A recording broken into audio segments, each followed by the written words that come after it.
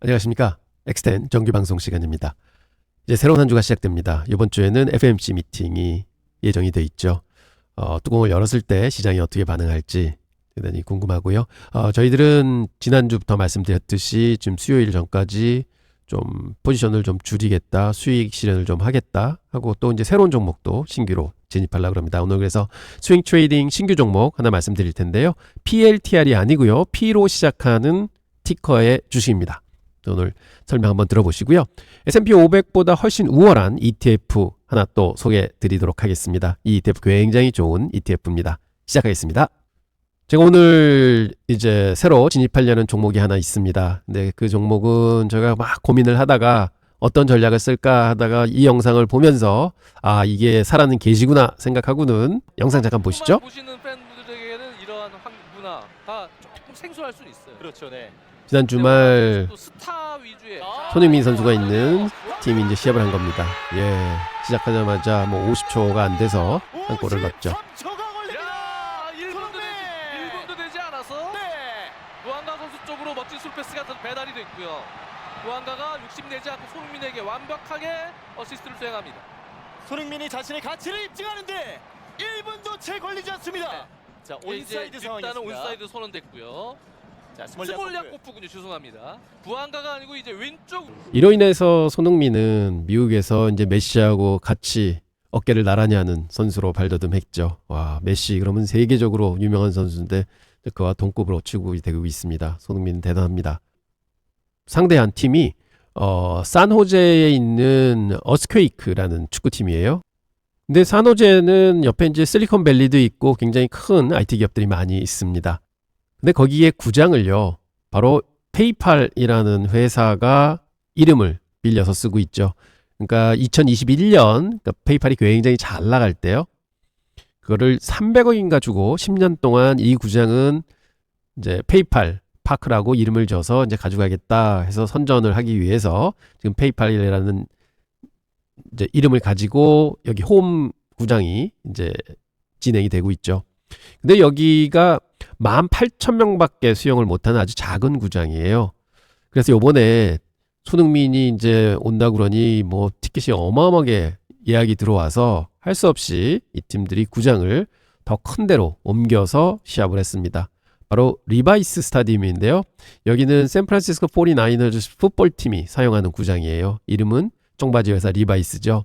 그 회사의 이제 이름을 따서 이제 가지고 있는데 여기가 68,000석이랍니다. 근데 요번에 5만 명이 넘게 왔다고 합니다. 그래서 이 산호제 축구팀한테는 역사상 가장 많은 관중들이 있었던 거고, 그런데 이 덕분에 사실은 손흥민 선수가 속해 있는 팀이 4대2로 승리를 하게 됐죠.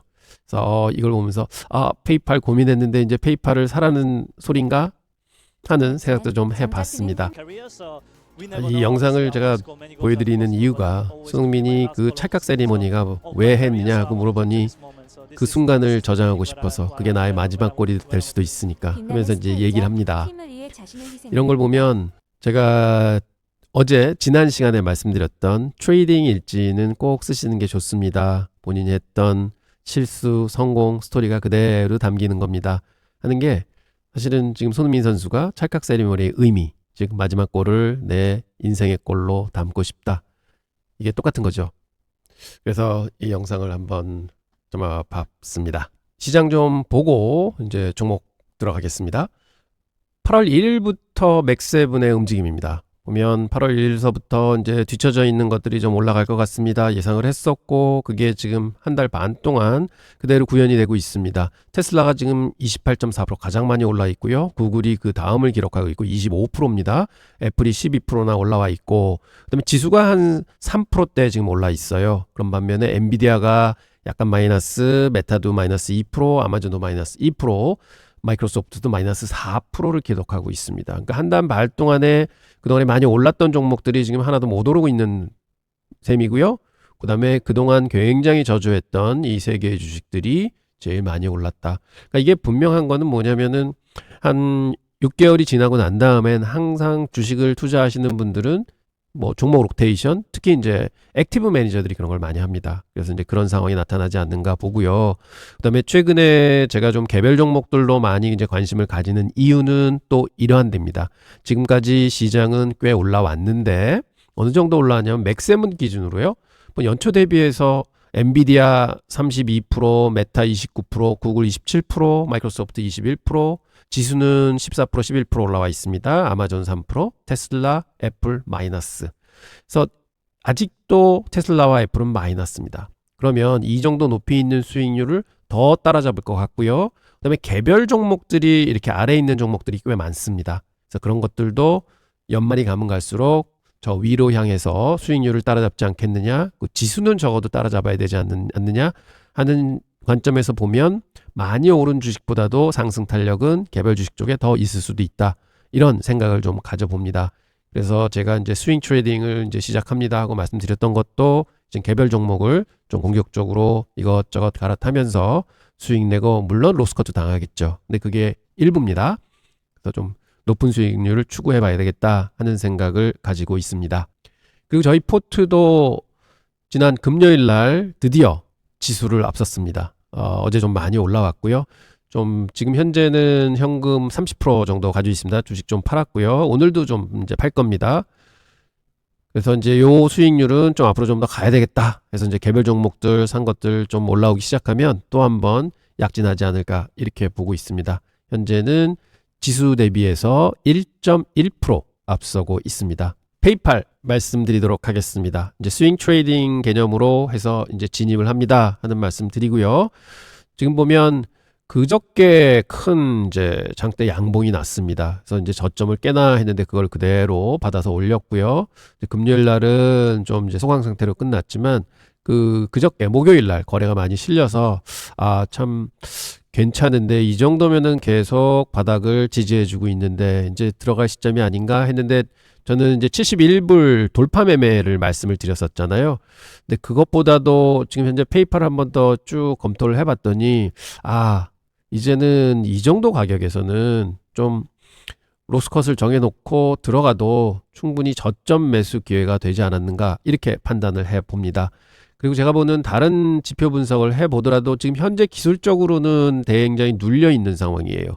그러니까 이렇게 되면은 뭐 충분히 어떤 시점에 사고 팔고 할 수 있는 상승 추세가 존재하는데 지금은 하락 추세상에 있습니다. 그래서 사실은 이거를 사는 게 아니라 말씀드렸듯이 71불을 돌파할 때 이제 사는 게 정석이지만 근데 지금 보면 많이 쳐져 있는 것들이 좀 올라가지 않겠는가 이런 시황이 좀 보입니다. 그래서 저는 이거를 오늘 이제 사기로 결정을 했고 그 전략을 말씀드리겠습니다. 근데 그 전에 다시 한번 페이팔에 대해서 좀 심층으로 생각을 해보겠습니다. 이제 마지막 결정 가지기 전에 말씀을 한번 드리겠습니다. 월스트리트의 수많은 투자자들이 외면하고 있는 주식이죠. 바로 그 때문에 우리에게 더 큰 기회가 될 수 있다고 생각합니다. 페이팔입니다. 월가의 외면 속 숨겨진 가치, 지금 페이팔에 투자해야 하는 명확한 이유라는 제목으로 말씀을 드리려고 합니다. 페이팔의 실제 실적, 즉 순이익은 견고하고 성장세를 지속하고 있습니다. 회사는 돈을 잘 벌고 있다는 뜻이죠. 근데 페이팔의 주가는 어떻습니까? 최고점 대비해서 무려 80%나 폭락해 있는 상황이고요. 3년째 힘없이 출렁출렁 바닥을 기고 있는 모습입니다. 이것이 바로 오늘 우리가 풀어야 할 월가의 미스테리입니다. 성장하는 회사와 추락하는 주가. 이 모순적인 상황을 어떻게 이해하고 저희가 활용해야 될까요? 시장의 냉정한 평가. 이 비관론이 과연 옳은 판단일까요?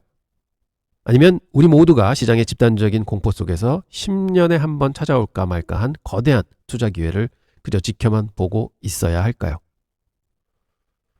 자, 그 답을 찾기 위해 첫 번째 여정은 바로 숫자에서 시작하겠습니다. 감정과 소문은 잠시 접어두고요. 오직 냉정한 숫자가 우리에게 무엇을 말해주는지에 집중해 보겠습니다. 첫 번째 숫자는 11입니다. 이 숫자가 바로 현재 시장의 페이팔의 미래 1년치 이익에 대한 점수입니다. 즉 선행 P죠. 퍼입니다. 그런 다른 기업들을 보시면요. 안정적인 수익의 대명사죠. 코카콜라가 퍼가 24고요. 같은 섹터에 있는 소피가 40입니다. 코카콜라보다 반 적고요. 소피보다는 4분의 1 싸게 평가받고 있습니다. 시장은 지금 페이팔의 향후 성장성을요, 0이다. 아니죠. 오히려 마이너스다. 라고 얘기하고 있습니다. 하지만 정말 페이팔은 성장을 멈췄을까요? 두 번째 숫자를 한번 보시겠습니다. 10%입니다. 이것은 페이팔이 매년 벌어들인 순수 현금 흐름 수익률입니다. 회사 전체 가치의 10%에 달하는 현금이 수익으로 들어온다. 좀 쉽게 비유를 해보자면 여러분이 10억짜리 건물 하나 사셨어요. 그 건물에서 매년 1억의 현금이 임대료로 꼬박꼬박 들어오는 것과 같습니다. 심지어 건물 가치가 전혀 오르지 않는다고 가정하더라도 세는 들어오는 거죠. 이것이 과연 시들어가는 회사의 모습일까요?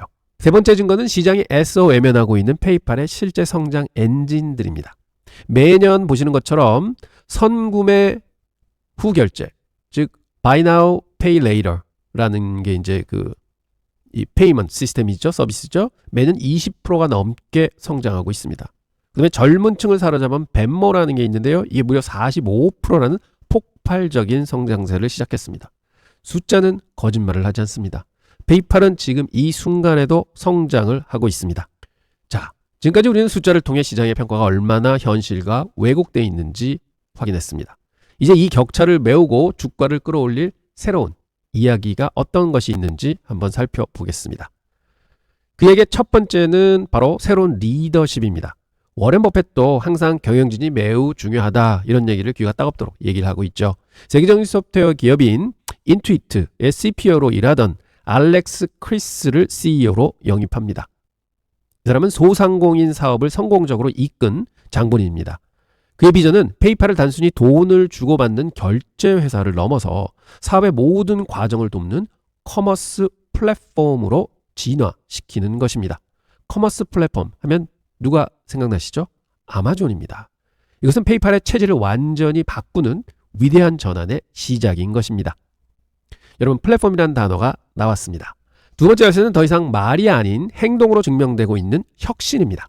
아마존의 원클릭 결제에 대항한 패스트레인은 이미 고객들의 구매 전환율을 극적으로 높이고 있고 미래 금융의 핵심이 될 스테이플 코인은 페이팔에게 새로운 고수익 사업 모델이 될 것입니다. 그리고 5천만 명의 잠재력이 강한 벤모의 사용자들, 이제 막 폭발하기 시작했습니다. 새로운 모습이 너무 기대되고 있습니다. 그리고 마지막 세 번째 열쇠, 이것이 바로 결정적 한방입니다. 페이팔은 무려 200억 달러, 우리 돈으로 약 27조 원에 달하는 자사주 매입을 발표하고 실행 중에 있습니다. 이것은 회사 전체 가치의 30%에 해당하는 엄청난 규모입니다. 회사가 시장을 향해 우리 주식은 지금 말도 안 되게 쌉니다 하고 직접 외치는 거나 마찬가지죠.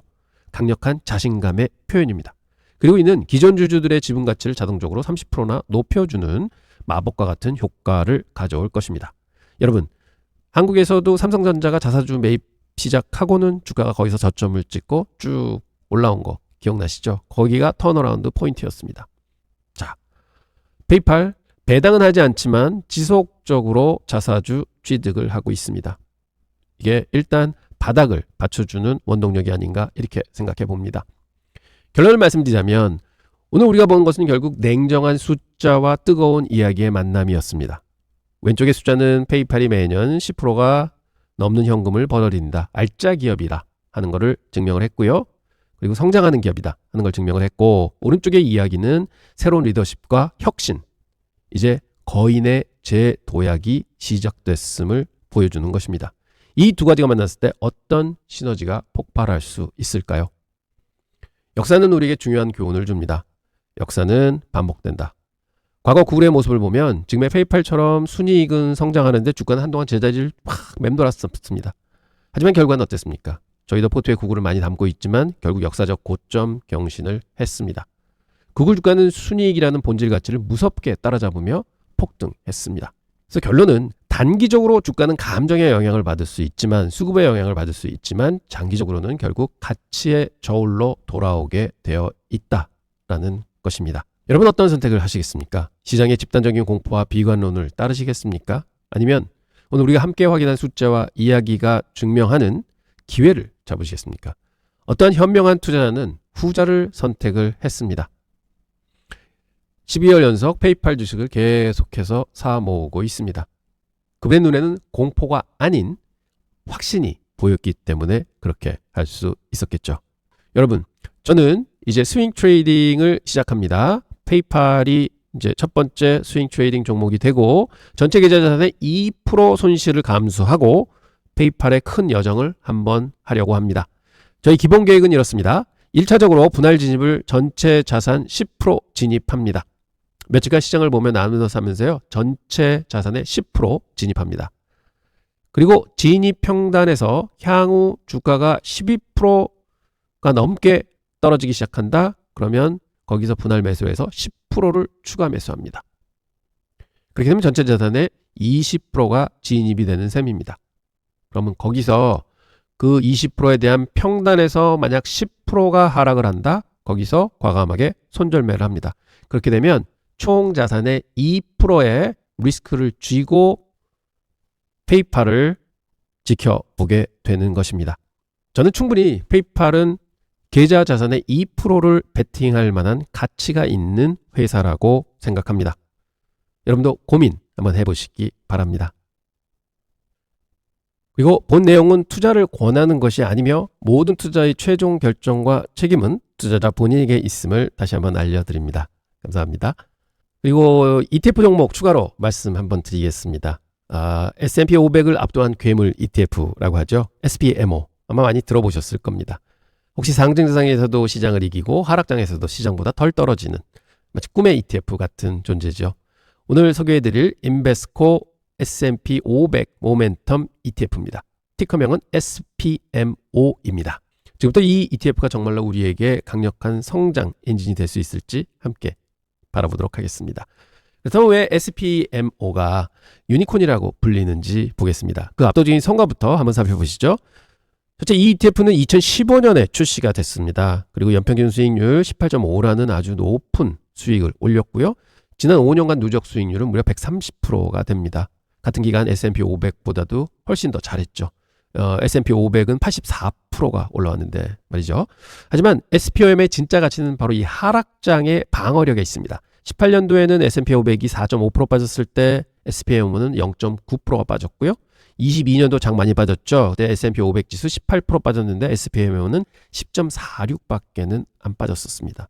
그래서 하락하는데 덜 빠지고 상승하는데 더 상승한다. 이거는 안 살 이유가 없는 ETF인 것 같습니다.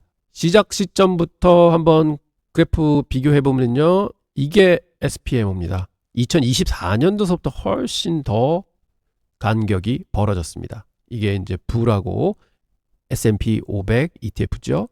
그래서 월등히 좋은 수익을 냈구나 하는 거는 눈으로 확인하실 수가 있습니다. 자, 이러한 성과의 비밀은 바로 SPM의 독특한 모멘텀 엔진 운영 전략에 있습니다.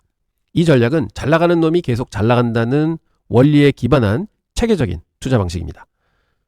프로세스는 다음과 같습니다. 첫 번째는요. S&P 500 소속 500개 기업을 전체 분석해서 수익률이 높은 순으로 쭉 늘어놓게 되죠. 그래서 그걸 점수 계산을 합니다. 시계별 주가 상승률에다가 모멘텀 점수를 계산하는데 그건 어떻게 하느냐? 변동성까지 고려해서 그 점수를 계산을 합니다. 그리고 최종으로 최고 점수가 높은 100개 기업을 선택해서 그거를 편입을 하는 거죠. 그리고 6개월마다 이런 작업을 반복을 합니다. 그래서 6개월마다 뭘 하느냐? 수익률이 1년 동안 1년 수익률이 가장 높았던 종목 그리고 변동성을 또 그 종목당 변동성을 찾아서 그걸로 나눠줘서 조정을 합니다. 그래서 그 종합 점수를 가지고 제일 높은 거 100개를 투자를 한다. 리밸런싱을 한다. 이런 전략을 가지고 있는 거죠. 그래서 포트폴리오 내부를 보면요. 현재 상위 보유 종목은 엔비디아, 메타, 아마존, 브로드컴, JP모간, 테슬라, 월마트, 넷플릭스, 팔란티어, 코스코 이런 것들이 있습니다. 여러분들 다 들어보시고 훌륭한 주식들입니다. 근데 현재는 애플과 마이크로소프트 비중이 낮습니다. 그래서 그들의 이제 영향도가 조금은 적은 셈이죠. 그리고 섹터별로 봐도요. 잘 분산이 돼 있습니다. 그래서 이렇게 IT 섹터에 무리하게 치중이 돼 있는 것도 아니다. 그래서 이게 분산도 잘 돼 있고 수익도 좋고 그래서 지금까지는 굉장히 좋은 ETF로 평가받고 있습니다. 그리고 운용 보수는 0.13%로요. 매우 저렴합니다. 그 다음 배당 수익률은 0.5% 정도에서 이제 배당은 적게 나오는 거죠. 그래서 어떻게 보면은 우리한테는 세금적인 효율성도 가지고 있습니다. 물론 모든 투자에는 리스크가 있습니다. 지금부터 SPM의 리스크와 현실적인 고려사항을 한번 살펴보겠습니다. 가장 핵심적인 리스크는요. 이 모멘텀은 영원하지 않다는 거죠. 지금 시장이 상승하고 있으니까 잘한 놈이 계속 잘하는 게 맞지. 근데 시장이 꺾인다? 그럼 그게 아닐 수도 있습니다. 잘하던 놈이 더 못할 수도 있습니다. 이로 인해 몇 가지 구체적인 위험이 발생합니다. 첫째는 변동성 위험입니다. 단기적으로 시장보다 높은 변동성을 일 수도 있고, 그다음에 지금 현재도 사실은 이 포트에도 엔비디아와 메타 두 종목이 전체 20%를 차지할 정도로 집중 위험이 좀 있습니다. 그래서 엔비디아와 메타가 갑자기 급락을 한다. 그러면 좀 상당히 포트에는 충격을 받겠죠. 모든 상승 모멘텀이 순식간에 방향을 바꿔서 거꾸로 하락 모멘터로 작용을 한다. 그러면 이거는 이제 또 지수보다 훨씬 더 많이 빠질 수 있는 경우에도 들어갈 수 있습니다. 이런 거는 항상 염두에 두셔야 될 것 같습니다. 뜬금없이 샤프레이쇼 이렇게 가져왔는데요. 사실은 이 지금 쓰는 전략이요. 샤프레이쇼라는 거 들어보셨죠? 샤프레이쇼는 투여된 위험당 수익률이 얼마나 높으냐. 샤프레이쇼가 높으면 높을수록 굉장히 좋은 주식이다. 투자하기 우량한 주식이다. 이렇게 평가하잖아요. 지금 이 ETF에서 쓰고 있는 전략이 샤프레이쇼가 높은 거를 찾아서 투자하는 겁니다. 즉 1년 수익률 나누기 변동성. 이게 샤프레이쇼거든요. 그래서 뭐 아주 팬시하고 과학적인 것 같지만 사실은 기존에 다 있던 컨셉트를 가지고 조목조목 모아서 운용을 하는 게 이 ETF입니다. 근데 제가 이 ETF를 말씀을 드리는 이유는 뭐냐. 자, 여러분 그냥 지수를 사면 지수만큼 수익이 날 수 있습니다. 그런데 이런 전략을 쓰는 이유는 뭘까요? 초과 수익, 지수보다 더 잘하기 위해서 하는 거죠. 그래서 우리가 지금 스윙 트레이딩을 하는 것도 지수보다 더 잘하기 위해서 합니다. 만약 지수보다 못할 거면 그냥 S&P 500 지수 ETF 사는 게 맞습니다. 괜히 왜 매매해가지고 도리어 더 터지면 그게 이제 기회비용이 우리는 지수입니다. 주식을 하는 사람들한테는 기회비용은 지수고요. 그래서 제가 자꾸 지수보다는 플러스 알파를 목적으로 하는 겁니다. 하는 건 뭐냐면 지수보다 더 수익을 낼 수 없으면 그냥 지수 사면 됩니다. 그래서 제가 말씀드리는 거는 스윙 트레이딩의 목적도 뭐냐? 이런 전략을 꾸준히 구현하면서 지수보다 높은 수익률을 내기 위함이다. 이런 말씀을 드립니다. SPMO의 장점 있습니다. 뛰어난 수익력, 그 다음에 하락 방어 능력. 그렇지만 단점도 있죠. 모멘텀 스타일이 고유의 변동성을 높일 수도 있고 집중 위험을 가져올 수도 있습니다. 그래서 SPMO가 당신의 포트폴리오를 완전히 완성시켜줄 마지막 퍼즐 조각일까요? 하는 질문을 받는다 그러면은 글쎄요. 근데 저는 확실한 거는 뭐냐? 역시 어떤 유용한 전략이 있으면 그 전략을 끊임없이 반복해서 쓰게 되면 지수보다는 더 잘할 수 있구나 하는 증명이 된 펀드가 바로 SPMO가 아닌가 이렇게 생각합니다. 근데 오늘 가격 변동에 연연하기보다는요. 투자는 10년 후에는 지금보다 훨씬 더 높은 곳에 있을 것이라는 강한 믿음을 가지고 세팅하시고 완성하셔서 이렇게 지수보다 훨씬 높은 수익률을 꾸준히 달성을 하신다면 여러분의 계좌는 어느 순간 복리의 힘에 의해서 굉장히 많이 커 있을 겁니다. 자, 오늘 영상은 여기까지 마치겠습니다. 너무 많으셨습니다. 감사합니다.